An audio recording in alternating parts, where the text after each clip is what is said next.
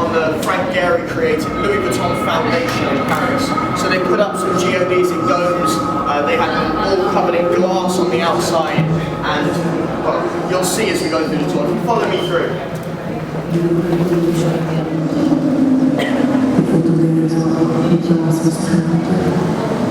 Okay, so obviously grayscale walls, white, and that's trying to reinforce and highlight that it's the autumn-winter collection. That's obviously why it's cold as well. When Louis Vuitton was younger, when he had a wife and kids, his workshops and his family home, they were both in Agnières, which is just near in Paris. And his wife said to him, look, you're spending too much time at home, at work, you're not spending enough time at home with me, with the children, like you need to. So he built a tunnel from the workshops in Agnières to the family home, and that meant he could commute between the two incredibly easily. If you follow me through, we'll look at the history of the tunnel.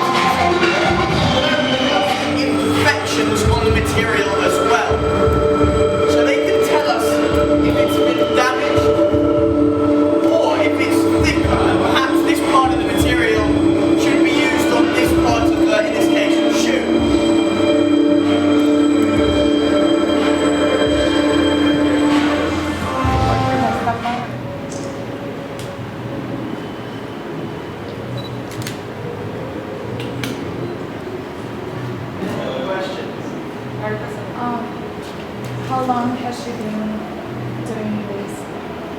For how long? Well, she's working for the people since 9 years now. 9 years. And you work in the same bank during a year. During 1 year? Yeah. And you need more than 30 hours to make this one. Yeah. And you have as well like 7 people who work in the same bank who have more than 100 pieces. I have another question. Cut it or no one could pick it.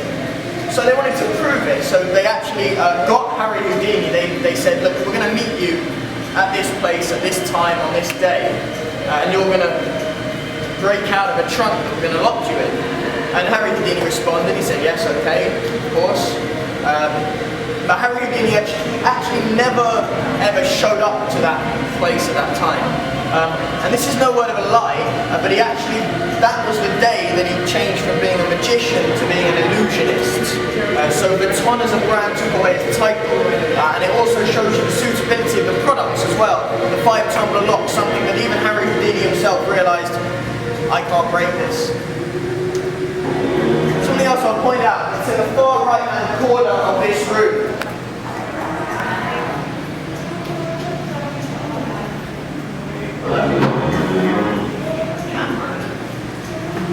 Okay, right, this trunk here, and La Petite Malle, and on the bottom right of the La Petite Malle as well, you'll also of a gentleman named Albert Kahn. Now Albert Kahn was a banker, he was a very wealthy man. Probably more important for this story, he was a photographer. He was just creating a new collection at this time in 1929. And it consisted of 700 photos of places all over the globe, most notably Japan, the Far East. So he needed to travel over there, and he needed some cameras. I mean, there's some pretty nice cameras in here actually today compared to most people literally just with smartphones. I mean, I've got a smartphone myself. But you would obviously all know that cameras were, in 1929, huge pieces of machinery that were very delicate and would require immense amounts of care to keep them in prime condition. So he requested of Vuitton, who was such a big brand at the time for travel products, to create him something that could do so, and that's exactly what they did. They created him this trunk.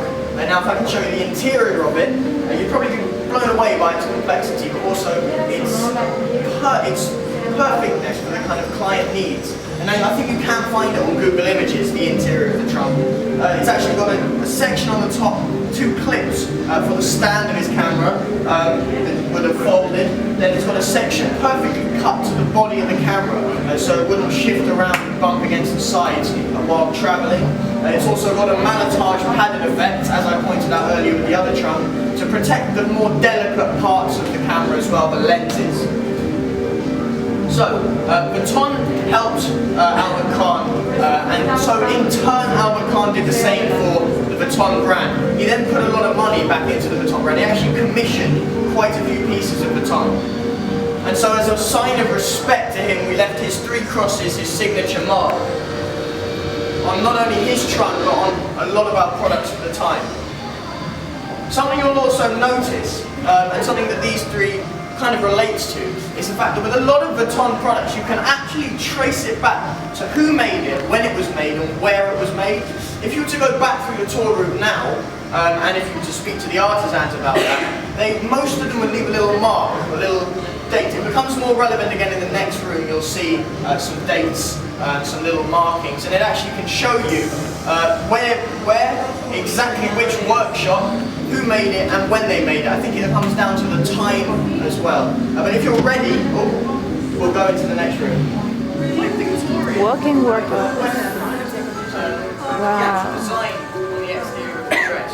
Very Oh my God. slim zips, and the stitching across the centre. If you come closer, you'll notice it's actually a triangular pattern. Again, brings it and shows you it's almost a Eastern style to the dress as well. So very East meets West. There's the last piece I'll show you in here, and it's the white dress down the end.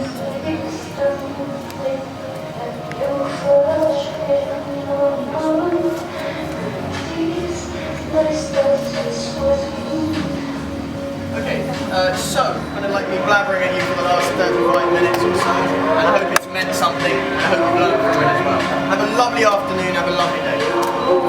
Thank you.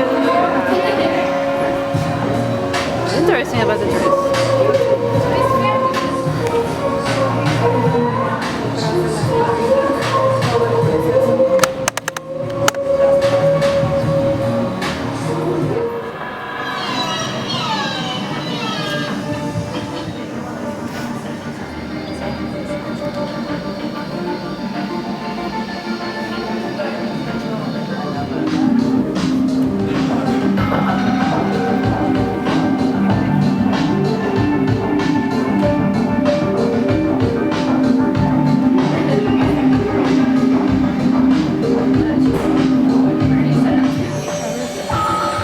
Beautiful.